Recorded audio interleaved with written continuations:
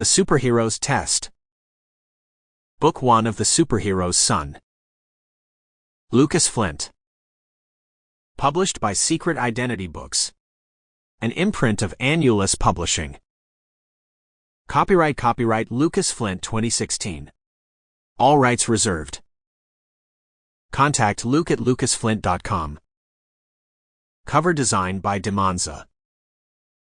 No part of this publication may be reproduced, distributed, or transmitted in any form or by any means, including photocopying, recording, or other electronic or mechanical methods, without the prior written permission of the publisher, except in the case of brief quotations embodied in critical reviews and certain other non-commercial uses permitted by copyright law. For permission requests, send an email to the above contact.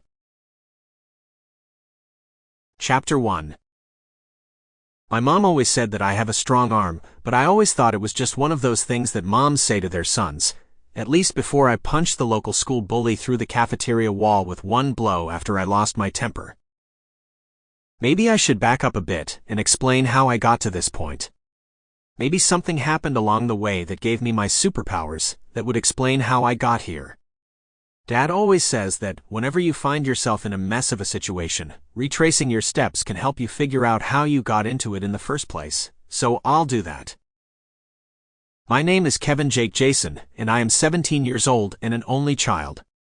Earlier today, I started my first day at my new school, John Smith High School, located in Silvers, Texas, which is a pretty small, obscure town that no one seems to know about.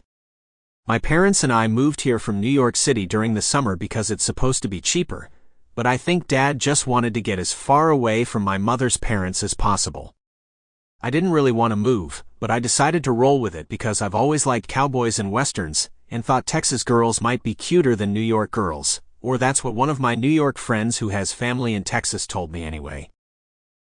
Anyway, like I said, today was my first day at my new school. It was a lot smaller than my old school back in New York, just a few hundred students versus a few thousand. Even so, I still felt awkward because I was the new kid and I literally didn't know anybody. It was pretty easy for me to figure out who the jocks were, who the popular girls were, who the nerds were, and so on, but I still found it hard to approach anyone, and I'm no introvert. Dad was though, but that's because my dad is a software developer. But it wasn't all bad. I got through the first period okay, without running into any real harassment or bullying. Most of the students and faculty were a lot nicer and friendlier than the students and faculty back in my old school in New York, but it just seemed like a sort of obligatory friendliness, like Texans were supposed to be polite to strangers. Sample complete. Ready to continue?